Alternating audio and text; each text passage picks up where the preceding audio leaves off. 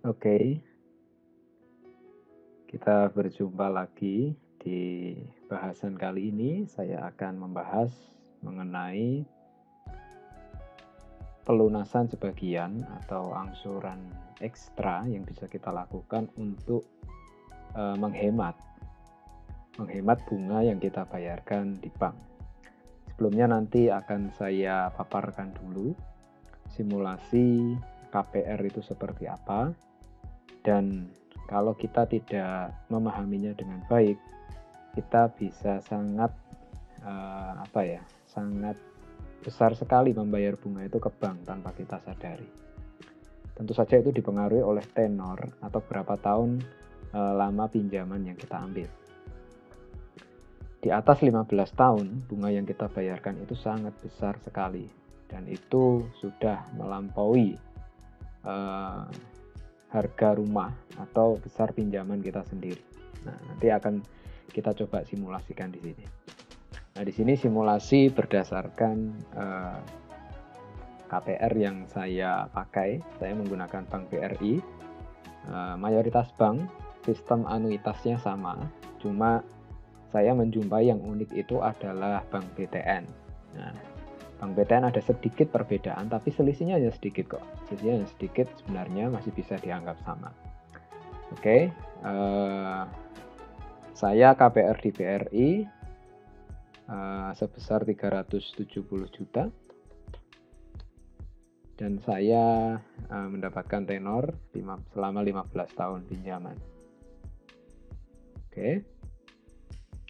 Nah, di sini kita masukkan suku bunga yang ditetapkan oleh bank pada KPR kita. Kalau punya saya itu di 7,75. Ini selama 5 tahun fix. Jadi saya mendapatkan suku bunga 7,75 selama 5 tahun pertama.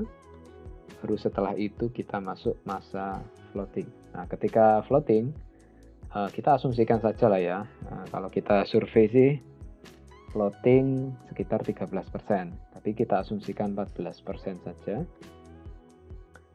Oke, jadi selama 15 tahun saya pinjam, 5 tahunnya fix 7,75 dan kemudian floating, saya ambil kemungkinan terburuk yaitu 14%. Karena rata-rata bank sekarang sekitar 13% floatingnya. Nah, ini saya isi sampai tahun ke-15 karena pinjaman saya adalah selama 15 tahun. Oke, kita bisa saksikan ya di sini. Tapi sebelum kita saksikan tabel, kita bisa saksikan dulu yang di atas, warna hijau, merah, dan kuning ini. Hijau adalah pinjaman saya, yaitu senilai 370 juta. Kemudian warna merah atau pink ini, itu adalah bunga yang saya bayarkan. Total bunga yang saya bayarkan ke bank. Jadi dari pinjaman 370 juta, saya membayar bunga ke bank itu sebesar 379 juta.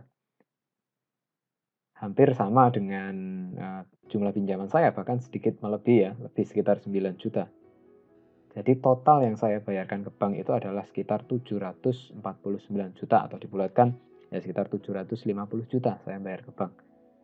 Padahal saya hanya pinjam di bank itu 370 juta. Nah, ini seperti win-win solution gitu ya. Bagi beberapa orang ini merupakan win-win solution, di mana ya orang yang nggak punya banyak uang ya mau gimana lagi, bisanya ya nyicil melalui KPR gitu. Iya, oke. Saya paham itu karena kondisi saya juga seperti itu, saya nggak bisa beli cash, makanya saya memanfaatkan KPR.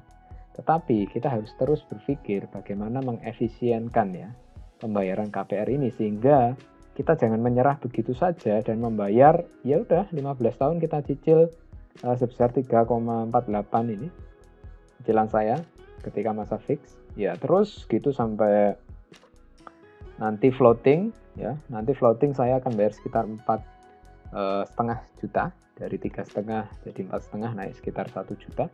Terus saya pasrah bayar segitu terus sampai akhir tahun ke-15. Maka saya membayar ke bank 750 juta. Nah, itu namanya kita menyerah dengan KPR kita. Padahal ada sesuatu yang bisa kita lakukan untuk mengefisienkan. Tapi sebelum itu, kita coba simulasikan apa yang terjadi ketika kita memperpanjang tenornya. Misal 16 tahun.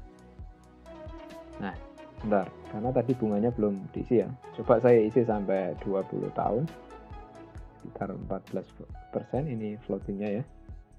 Nah, kalau saya ambil tenor 16 tahun, lihat, saya membayar bunga 418 juta. Bayangkan, kita KPR di bank itu 20 tahun. Ya, lihat. Dari hutang 370 juta, kita membayar bunga sebesar 585 juta. Ya, kalau ini dikatakan sebagai win-win solution, ya sebenarnya enggak juga. Ini kalau kita tidak mau berpikir untuk melakukan efisiensi, ya sebenarnya kita rugi. Kita pinjam 370, kita bayar bunga sebesar hampir 600 juta. Nah, saya juga ada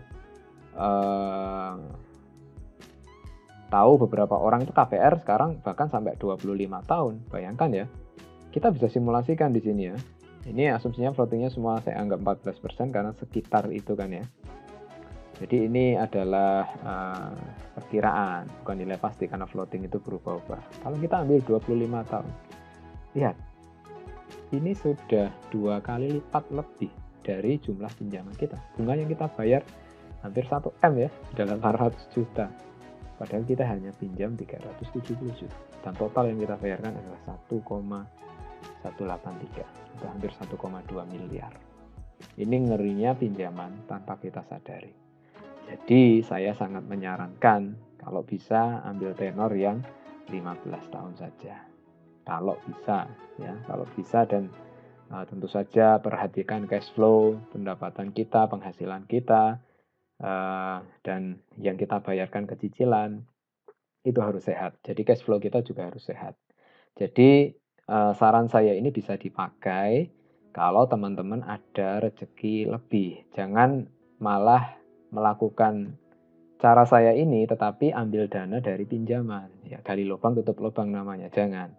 Tapi saya menyarankan teman-teman kalau ada rezeki lebih atau kalau teman-teman bisa, kita bisa untuk nabung tiap bulan menyisihkan ya. Kita sisihkan berapa gitu ya. Misal kita bisa menyisihkan 500.000 sebulan. Dalam setahun kita dapat 6 juta. 4 tahun kita dapat 24 juta. Ya. Mungkin ada bonus THR atau apa ditambahkan bisa dapat 30 juta. Nah, jadi selama nyicil bertahun-tahun itu lakukan nanti angsuran ekstra itu paling tidak 1 kali. Nah, nanti kita akan lihat berapa besar penghematan yang bisa kita lakukan ketika kita melakukan angsuran ekstra. Nanti saya akan share file ini di deskripsi ya, nanti ada linknya, kita bisa download di sana. Nanti ada simulasi KPR dan juga simulasi pelunasan sebagian. Jadi kita bisa memantau dan melihat tiap bulannya kita bayar angsuran ini, detailnya itu bunganya berapa, pokoknya berapa, itu juga kita harus tahu. Sistem anuitas itu jelas sebenarnya di awal itu kita lebih banyak bayar bunga. Dan kita lihat kalau tenornya 15 tahun, ini fakta yang ngeri juga sebenarnya. Kalau kita ambil 20 tahun, kita bisa lihat. Nah, selama 5 tahun pertama, saya ambil 5 tahun misalnya, sampai bulan ke-60. Dari pinjaman 370 juta. Ternyata 5 tahun nyicil, itu sisa hutang kita itu masih sekitar 322 juta. Jadi hanya berkurang sekitar 48 juta. Bayangkan, 5 tahun nyicil sebesar 3 juta. Ya. Tapi hutang kita baru berkurang 48 juta. Ya, itu karena besarnya bunga yang kita bayarkan dibandingkan hutang yang kita bayar. Gitu. Jadi pokok hutang yang kita bayar itu di awal itu kecil, jelas. Lihat. Semakin lama tenornya, selisih ini ya makin ngeri. Seperti itu ya. Nah, sekarang saya akan simulasikan cicilan 370 juta selama 15 tahun dengan angsuran ekstra. Nah, di sini saya sudah membuat sebuah tabel simulasi. Nah, ini yang bisa kita isi hanya sel yang berwarna biru ya. Yang lainnya saya kunci, tapi kalau mau edit, nah di sini sudah saya kasih keterangan ya. Cara membukanya gimana. Tapi kalau biar aman, biar tidak salah ya, saya lock, saya kunci, dan yang bisa diubah-ubah adalah yang berwarna biru. Nah, ketika kita melakukan top up atau angsuran ekstra, ya, perhatikan bahwa tiap-tiap bank itu punya kebijakan yang berbeda. Masalah jumlah minimal yang harus disetorkan, gitu ya. Setahun boleh berapa kali, biayanya berapa, kalau ada biaya gitu ya. Terus penaltinya berapa, itu bisa kita masukkan di sini, biaya dan penalti. Ya. Nah, berdasarkan simulasi KPR ini tadi yang 370 juta selama 15 tahun, suku bunganya ini itu juga sudah saya link ke sini, ya sudah saya link ke sini, dan kita akan simulasikan ketika kita melakukan angsuran ekstra. Ya, ketika kita melakukan angsuran ekstra, misal, ya ini rumus saya memang belum sempurna. Jadi ketika ini kosong, ini sudah ada nominalnya, enggak apa-apa. Rumus Excel saya belum sempurna, tetapi ketika diisi, ini nanti sudah bisa menghitung dengan baik. Nah, di bank yang saya gunakan, Bank BRI, itu top up atau angsuran ekstra, itu minimal dilakukan sebesar 5 kali jumlah angsuran bulanan. Jadi kalau angsuran bulanan saya adalah 3,48 atau 3,5 lah ya, 3,5 juta sebulan, dikali 5,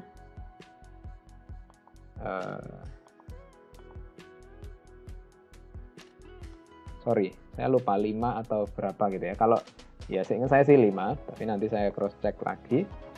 Nah, kita yang menggunakan KPR di bank lain, perhatikan di surat KPR kita berapa nominal minimal yang diizinkan untuk melakukan angsuran ekstra, itu pasti ada. Nah, misal nih ya, misal saya punya rezeki lebih, saya mau melakukan angsuran ekstra sebesar 25 juta saja. 25 juta saja. Ya, masa sih selama 15 tahun kita nggak bisa ngumpulin 25 juta ya, menyisihkan dari apa? THR, dari bonus, dari ya nyisihkan per bulan gitu ya. Tapi sekali lagi perhatikan cash flow kita harus sehat. Jangan sampai kita mau menyelesaikan masalah dengan membuat masalah yang lain, gali lubang tutup lubang, jangan. Nah, biaya-biayanya juga harus diperhatikan gitu ya. Tapi angsuran ekstra pada umumnya sih tidak ada biaya. Adanya penalti, kalau di Bank BRI yang saya gunakan itu ada penalti sebesar 2%, ya sekitar 2%. Kalau saya angsuran ekstra saya 25 juta, berarti penaltinya adalah 500.000 saja, ya tidak terlalu besar, dan ini ya worth it lah ya untuk kita lakukan. Nah, sekarang saya jelaskan tabel ini ya. Tahun ke-0 ini artinya pada saat kita mulai KPR, baru akad gitu ya, baru akad. Nah, ini jadi asumsi ini hanya berlaku dengan pengandaian kita menambah jumlah DP, karena tahun ke-0 itu kan nggak ada istilah angsuran ekstra di tahun ke-0 ya, di awal masa angsuran ekstra nggak, berarti kita menambah DP. Kalau kita menambah DP 25 juta di awal, jadi dari 370 juta, pinjaman tadi kan 370 ya. Kalau kita tambahkan dana 25 juta, maka pokok kita adalah 345 juta. Nominal cicilan kita tadi seharusnya adalah 3,5, 3,482 gitu ya. Tapi ketika kita lakukan top up sebesar 25 juta, atau artinya kita menambah DP kan ya, tahun ke-0, maka cicilan kita tinggal 3,24. Dan sebenarnya kita hemat 25 juta. Ya. Nilai ini saya dapat dari mana? Nilai ini saya dapat dari ini, 0.0. Ini artinya angsuran pada akhir tahun ke-0 ya. Dan 0 berikutnya adalah menunjukkan tenornya tetap. Jadi ini tetap 15 tahun ya. Kolom kuning ini menunjukkan tetap 15 tahun, tapi disuntik dana sebesar 25 juta. Jadi cicilan saya menurun jadi 3,247. Dan kalau dihitung gitu ya, saya bayar bunga itu 354 juta. Padahal kalau tadi saya bayar bunga 379 juta gitu loh.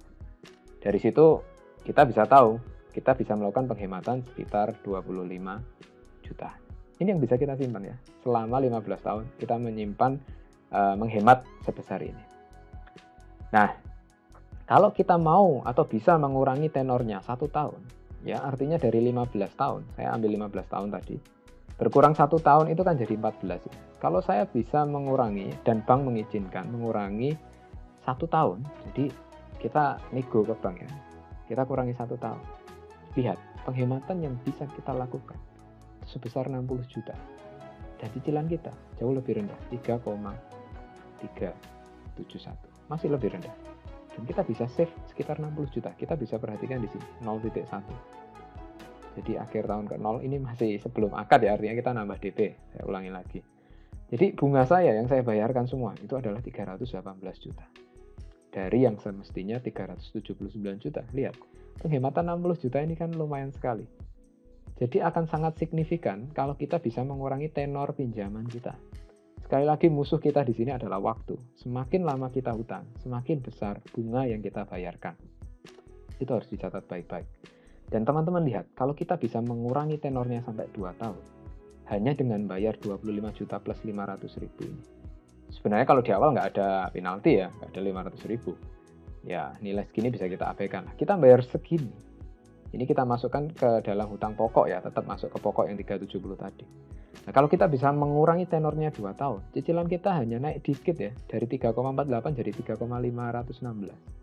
Dan penghematan yang kita lakukan itu 94 juta. Ini dengan suku bunga yang sama loh ya, asumsinya. Kita bisa lihat di 0,2. Nah, bunga yang saya bayar itu hanya 284 juta. Dari yang semestinya 379 juta. Dan bisa hemat 94 juta. Luar biasa kan ya? Jadi kalau kita berdiam diri terhadap KPR kita, sebenarnya kita rugi, ya, kita rugi. Jadi kalau ada rezeki lebih disimpan, kumpulkan sampai jumlah minimal yang bisa dilakukan untuk angsuran ekstra, masukkan. Kita bisa menghemat segitu. Nah, tabel ke bawah itu juga sama. Jadi ini menunjukkan di akhir tahun keberapa. Jadi saya hanya menunjukkan pada akhir tahun ya. Nanti kalau melakukan tidak di akhir tahun cicilan, tidak di setiap ulang tahun akad ya, kira-kira aja gitu. Ini di setiap akhir tahun cicilan ya. Akhir tahun pertama, akhir tahun kedua. Nah, saya tunjukkan plan saya gitu ya. Plan saya adalah sekarang saya masuk ke Desember ini saya sudah 2 tahun. Jadi sudah akhir tahun kedua. Nah, sisa pokok saya itu adalah 341. Itu bisa dilihat di sini ya. Setelah 2 tahun, 24 bulan, 24 kali cicilan. Nah, ini sisa hutangnya 341.720. Ini sudah saya linkkan ke sini ya, 341.720. Nah, kalau saya masukkan suntikan dana Desember ini 25 juta, maka pokok saya jadi 316 ya. Nah, skemanya ada 3 ya, kuning, hijau sama biru muda ini, abu-abu ya, biru muda.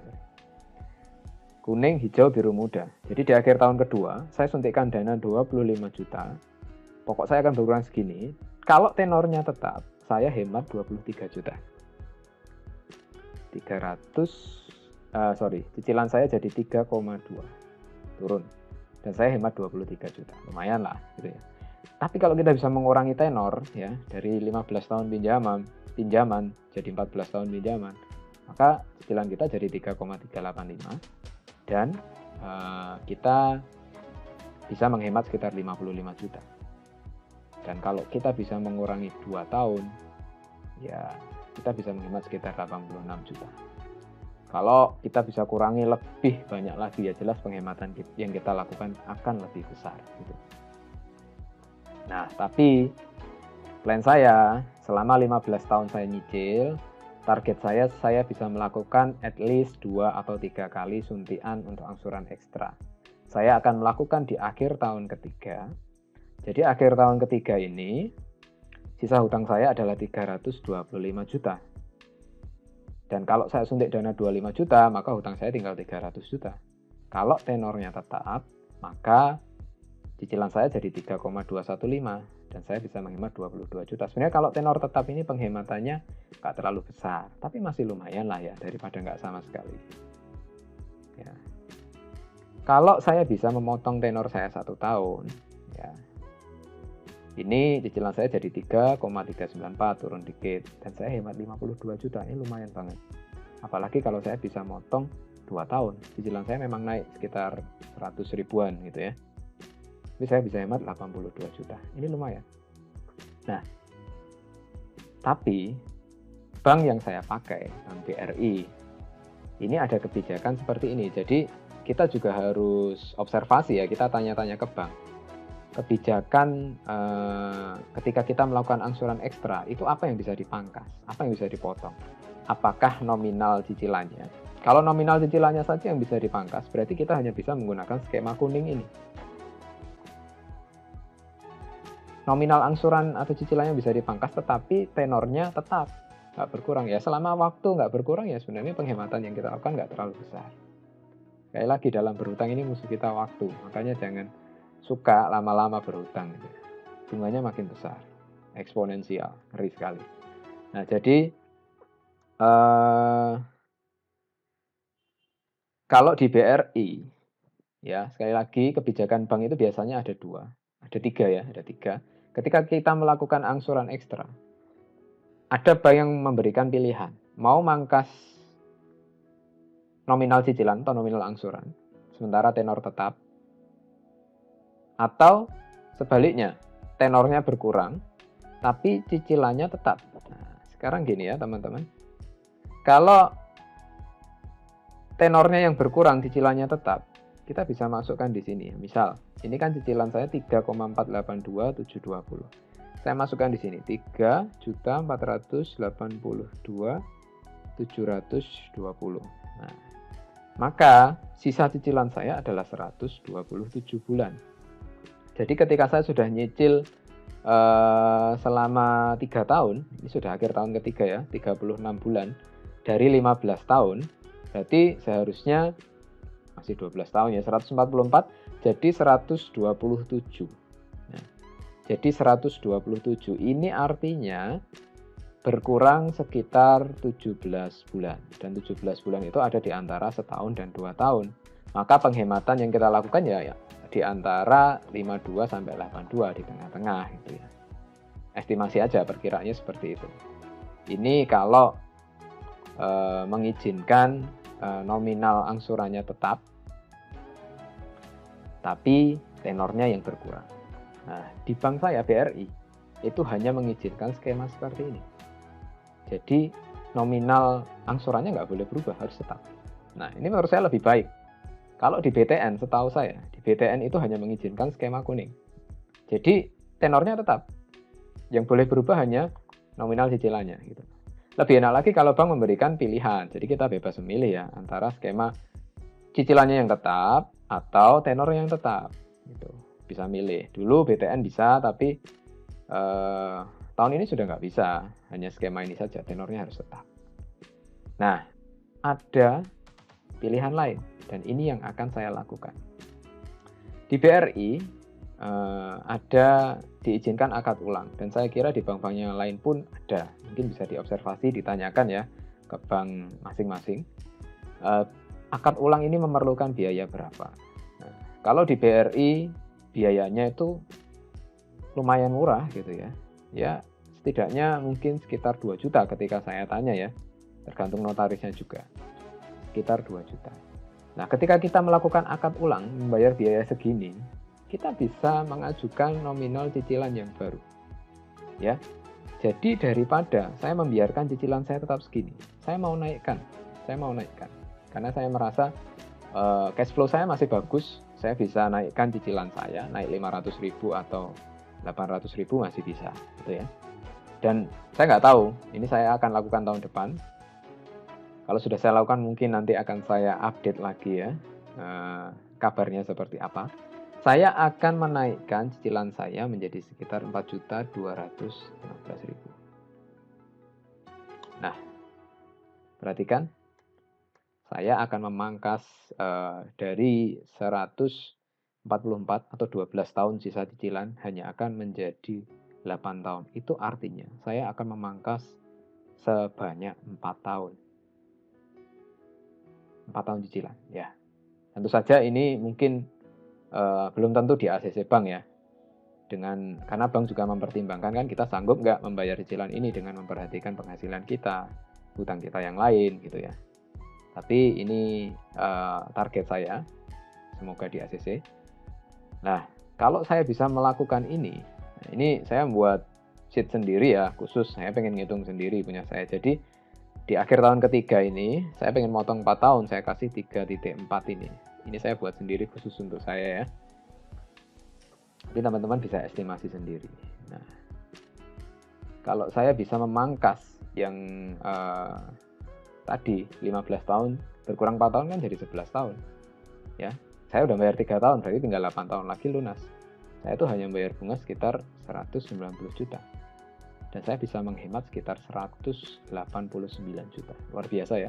Saya hanya bayar 25 juta. Tapi berikutnya memang nominal cicilan saya up, saya naikkan ke 4,2. Saya bisa hemat sekitar 190 juta.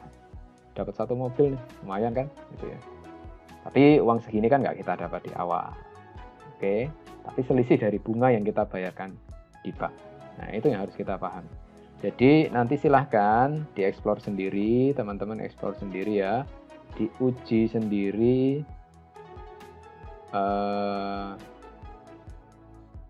sendiri, punya teman-teman berapa nominal hutangnya, terus kalau mau angsuran ekstra berapa itu bisa dimasukkan di sini, misal 20 juta. Terus melakukannya di tahun keberapa, di akhir tahun keberapa. Ini akhir tahun ya, akhir tahun keberapa. Itu besar penghematan yang bisa dilakukan ketika tenornya tetap, ketika tenornya berkurang setahun, berkurang 2 tahun gitu ya.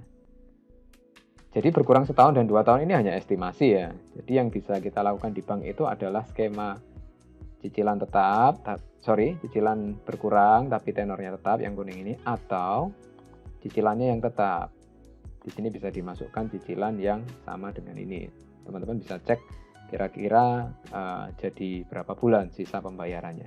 Jadi kita bisa tahu berkurang berapa dan kita bisa melihat penghematan ini, estimasi. Jadi kalau ternyata penghematan kita sekitar 2 tahun ya berarti tinggal lihat ini. 1 tahun ya tinggal lihat ini.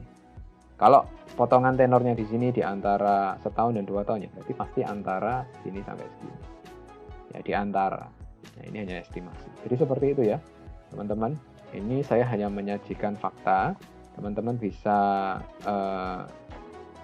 gali sendiri, observasi sendiri kebijakan di bank masing-masing, karena bisa saja berbeda-beda. Kalau ada yang tahu kebijakan bank lain, mungkin bisa tulis di kolom komentar. Kita bisa saling belajar, saling berbagi, supaya kita semua tahu.